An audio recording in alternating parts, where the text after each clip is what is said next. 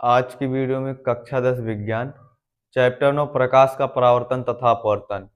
इसमें आज हम पढ़ेंगे उत्तल दर्पण द्वारा प्रतिबिंब का बनना। इसके पहले वीडियो में हमने पढ़ा है अवतल दर्पण द्वारा प्रतिबिंब का बनना। तो चलिए शुरू करते हैं।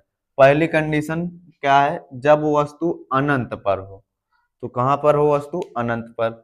बोल क्या रहा है? जब वस्तु अनंत पर स्थित होती है तो उसका प्रतिबिंब आभासी सीधा वस्तु से अत्यंत छोटा दर्पण के मुख्य फोकस पर बनता है। मैं पहले एक उत्तल दर्पण बनाता हूं।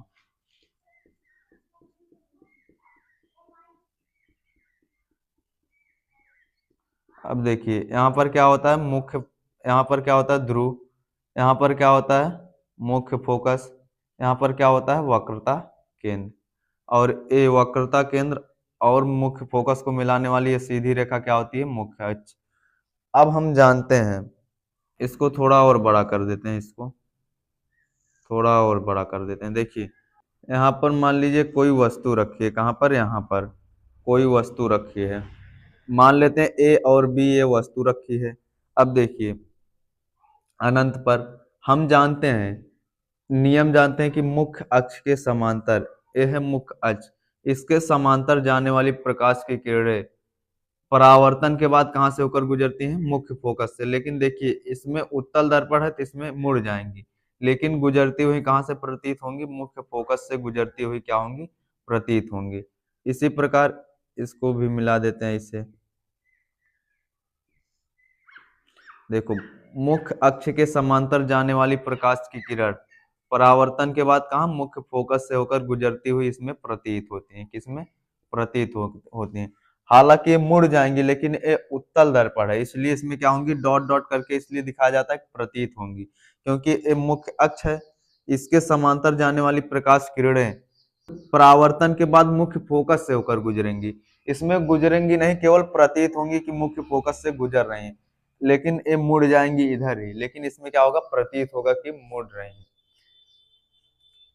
ये आएगा इधर से ही, लेकिन प्रतीत होगा कि प्रकाश की किरण मुख्य फोकस से क्या हो रही है? गुजर रही है। दूसरा क्या है इसमें का? जब वस्तु अनंत तथा दर्पण के ध्रुव के बीच हो। चलिए फिर से बनाते हैं वही उत्तल दर्पण।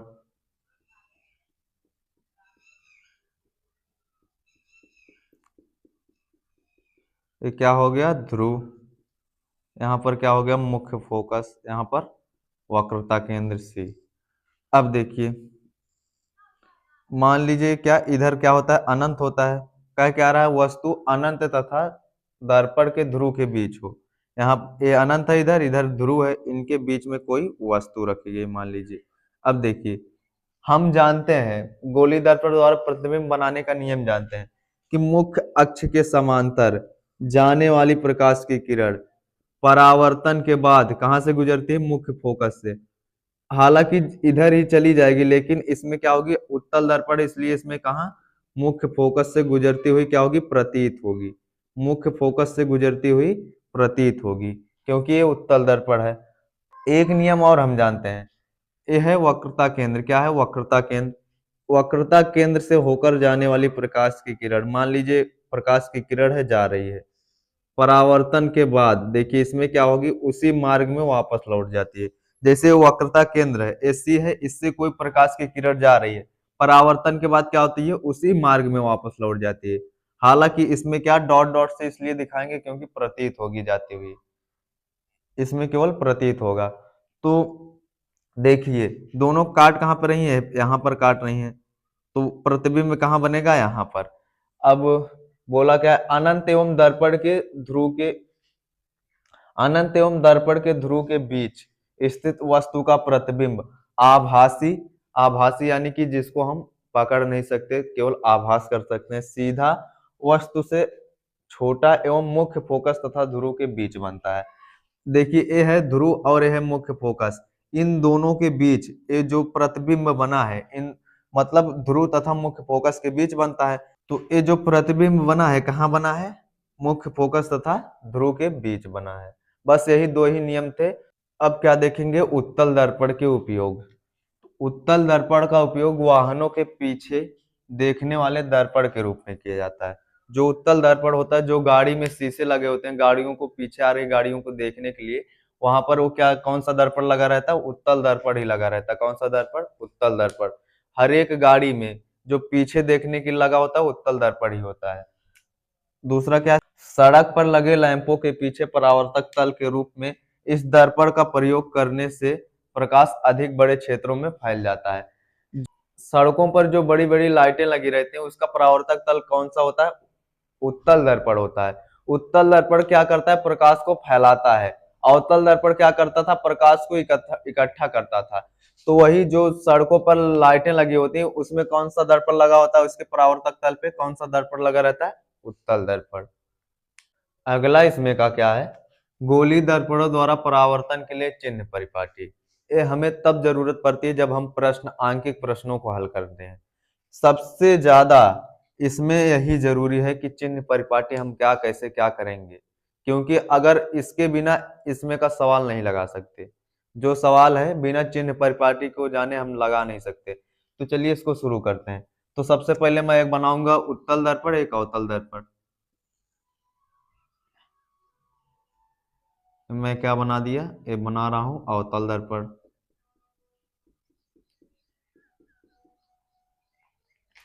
और यहाँ पर एक क्या बनाता हूं? उत्तल दर्पण। ये वाला क्या है? उत्तल दर्पण। यहाँ पर क्या होता है? ध्रुव, बीच में ध्रुव, और बीच में क्या होता है? ध्रुव, यानी कि पी। अब देखिए यहाँ पर क्या होता है? मुख्य फोकस। तो हम इसको मिला देते हैं, देखिए सीधा ऐसे मिला देते हैं, एक लाइन इधर से ऐसे खींचते हैं, ऐसे सीधा। तो ये वाला होता है एक्स अक्ष, इसको बोलते हैं एक्स अक्ष। इधर होता है एक्स डैश अक्ष, यस, एक्स डैश अक्ष। ये होता है वाई अक्ष, और ये नीचे वाला ए वाला होता है वाई डैश अक्ष। यहीं पर समझिएगा, मान लीजिए यहाँ पर कोई वस्तु रखी है, तो एक्स अक्ष पर इधर क्या लिया जाता है? धनात्मक। और ऊपर वाई अक्ष में भी क्या लिया जाता है? धनात्मक। दोनों में क्या लिया जाता है? धनात्मक। धनात्मक। इधर माइनस में लिया जाता है और इधर नीचे भी माइनस में लिया, मतलब इस साइड वाला ए नीचे क्या लिया जाता है? दूरी माइनस में।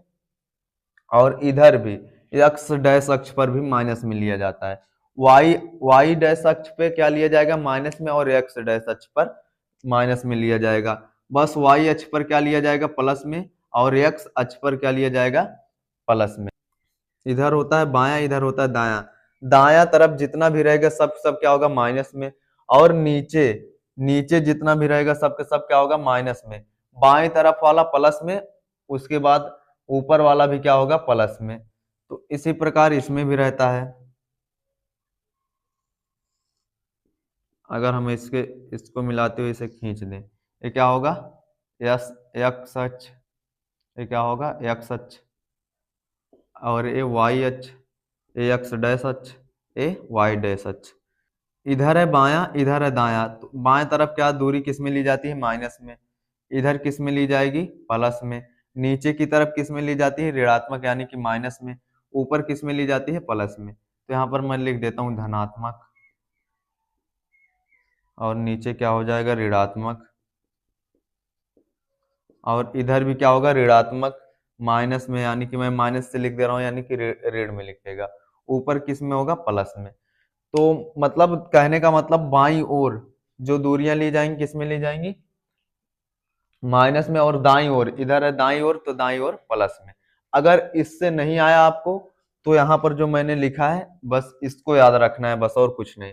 वस्तु की दूरी, चाहे वह अवतल दर्पण में हो या उत्तल दर्पण हो, अगर बोल दिया है कि वस्तु की दूरी, अगर ऐसे दे दिया 20 मीटर, वस्तु की दूरी मान लो बोला है प्रश्न में कितना? 20 सेंटीमीटर मान लो दिया गया है। चाहे बोले या ना बोले, अगर 20 सेंटीमीटर दिया गया है, वस्तु की दूरी को किससे लिखते हैं? यू से। तो इसको हमेशा माइनस में करेंगे, तो क्या कर देंगे? -20। और वस्तु की दूरी के किससे लिखते हैं? यू से। तो हमेशा चाहे अवतल दर्पण हो चाहे उत्तल दर्पण हो, किसमें ली जाएगी? माइनस में। वैसे वास्तविक प्रतिबिंब की दूरी किससे लिखते हैं? भी से। जब बोलेगा कि प्रतिबिंब वास्तविक बन रहा है, उसकी दूरी कैसे लेंगे? माइनस में। माइनस में उसकी दूरी किस में लेंगे? माइनस में। अगर बोल रहा है प्रतिबिंब आभासी बन रहा है, प्रतिबिंब की दूरी को भी से लिखते हैं। अगर वास्तविक प्रतिबिंब की दूरी बोलेगा तो माइनस में लेंगे, आभासी प्रतिबिंब की दूरी बोलेगा तो धन में लेंगे। फोकस दूरी अवतल दर्पण में, फोकस दूरी को लिखते हैं स्मॉल एफ से। अवतल दर्पण अगर बोलेगा, वहां पर फोकस दूरी कितना ली जाएगी? किसमें? माइनस में ली जाएगी। अगर उत्तल दर्पण बोला तो उसमें फोकस दूरी धन में ली जाएगी। किसमें? धनात्मक ली जाएगी। अगर आप इतनी बात, अगर ये सब छोड़ दीजिए, अगर आप इतनी चीज ये याद कर लेते हैं ये वाला, तो आपको न्यूमेरिकल में कहीं भी कोई दिक्कत नहीं आएगी। जितने भी मैथ के स्टूडेंट होंगे उन्हें पता होगा ये चतुर्थांश बना है। इधर सब चीजें प्लस में होती है, इधर इधर नीचे आने पर माइनस में, और इधर वाई अक्ष पे प्लस में होती है। मैथ वाले बच्चों को अच्छी तरीके से समझ में आ रहा होगा कि ये चतुर्थांश है।